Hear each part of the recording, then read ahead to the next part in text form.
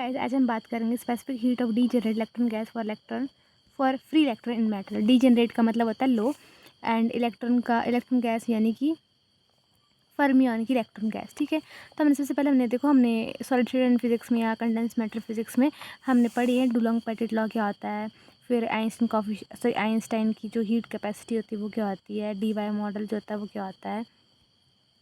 तो वो सारे लिखे कि जो हम पास इसी डुलोंग पेटिट लॉ की बात करूँगी तो मैंने इसकी डायग्राम बना दी है कि बस टेम्परेचर लो से हाई की तरफ जा रहा है, 3R पे यहाँ पे रुक जा रहा है, थ्री केल्विन टेम्परेचर पे। ठीक है, स्पेसिफिक हीट टेम्परेचर के वर्सेस मैंने ग्राफ बनाया हुआ है। तो हाई टेम्परेचर में जो CV होता है वो इक्वल टू 3R होता है, ये हमें डुलोंग पेटिट लॉ में पढ़ा है।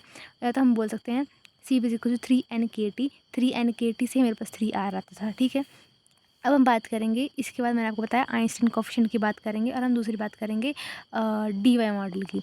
ठीक है, तो पहले आइंस्टाइन की बात कर लेते हैं। देखो सबसे पहले आप लिखना है कि जो CV होता है ना, CV इज इक्वल्स टू जो डायरेक्टली प्रोपोर्शनल टू T होता है। जब प्रोपोर्शनलिटी हटाऊंगी ना मैं तो वो हो जाएगा gamma of T। CV is equals to gamma of T। Similarly CV is equals to directly proportional T होता है, जिसकी प्रोपोर्शनलिटी हटाऊंगी तो CV is equals to delta of T का क्यूब। मतलब इस तरह से है। तो इसका प्रोपोर्शनलिटी कांस्टेंट जो dy के लिए डेल्टा है और इसके लिए गामा है। ठीक है, तो अल्फ़ा और ये गामा है। अब हम क्या बोल सकते हैं कि CV है वो डायरेक्टली प्रोपोर्शनल T है यहाँ पे, और CV directly proportional to T का क्यूब है। ये चीज़, ये मतलब हुआ इसका। ठीक है,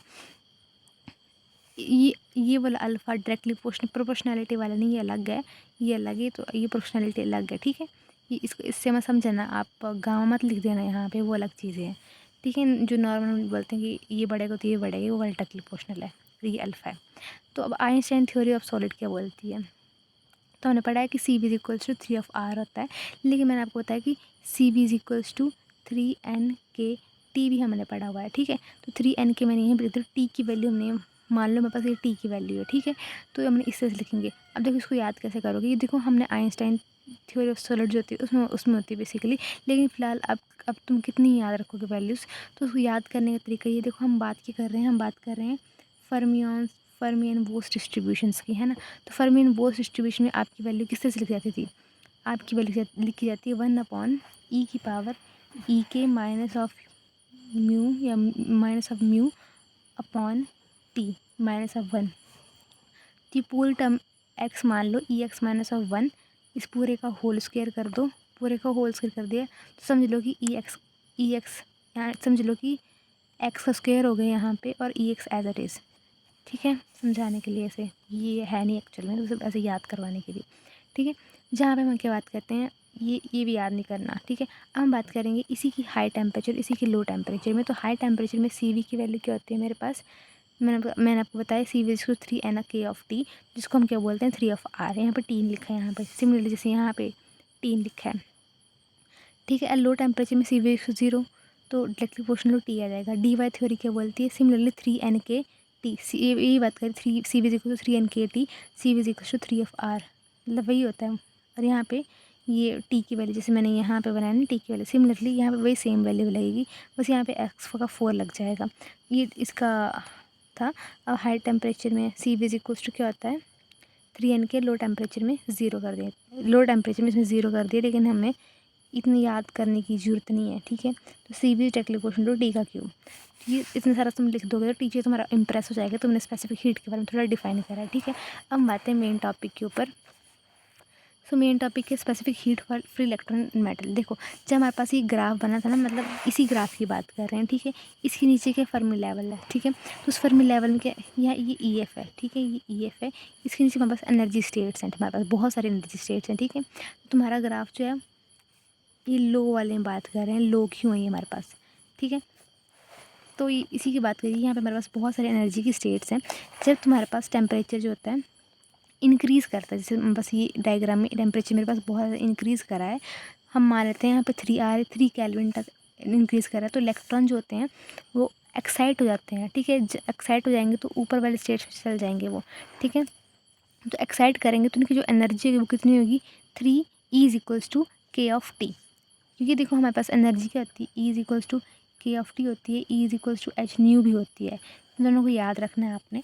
ठीक है, और ये जो एक्साइट करते हैं, ठीक है, इनका टेम्परेचर होता है ये फर्मी टेम्परेचर से ज़्यादा नहीं हो सकता, उससे कम ही रहता है। ठीक है, तो जब एक्साइट करें तो वेकेंट स्पेस की फॉर्मेशन हो जाती है, इतनी सी बात है। अब हम बात करें जो इलेक्ट्रॉन एक्साइट कर रहे हैं, एक्साइट क्यों कर रहे हैं, क्योंकि कुछ उनके पास कुछ हीट उनको मिल जा रही है, ठीक है, कुछ थर्मल एनर्जी उनको मिल जा रही है, इसकी वजह से वो जंप कर जा रहे हैं, ठीक है। तो ये थर्मल एनर्जी हीट से स्पेसिफिक हीट को याद रख लेंगे, सी वी इज इक्वल्स टू क्या लिख रहे हैं हम, ठीक है।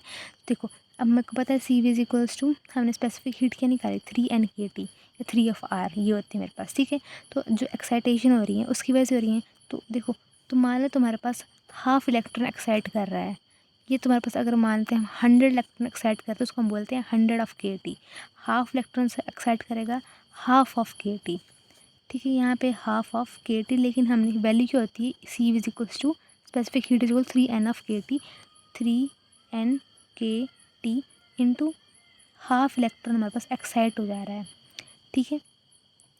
तो वो वाली चीज़, और साथ में मेरे को KT फिर से लगाना पड़ा, ये वाला KT, क्योंकि देखो E इज इक्वल्स टू क्या आता है, KT होता है। ये स्पेसिफिक हीट, ये वाली टर्म जो ये CV है ये, और ये वाली टर्म जो ये E की है, एक्साइटेशन तो energy E is equals to K/T, इसके साथ में सिर्फ स्पेसिफिक हीट। सिमिलरली यहाँ पे 100 की बात की, 100 KT आ जाएगा। तो जो टोटल एनर्जी निकाल रहे हैं हम बेसिकली, टोटल एनर्जी में क्या होगा, और हाँ एक बात याद रख लेना, अच्छा हाँ यही बात करी मैंने यहाँ पे, सेम ही बात है। और नीचे हम ये लिख देंगे EF लगा देंगे, ठीक है। अब तुम लोगों को पता है सेम वही चीज़ लिखी मैं रिपीट में। EF में हम KT की वैल्यू पुट कर दे रहे हैं, KT/F, तो हमने इसको डिफ्रेंशिएट करा ये इस तरह से, ये हो गया बस, थैंक यू। और हाँ ये हाई टेम्परेचर के लिए T/TF किसी से लिख जाता है, ओके।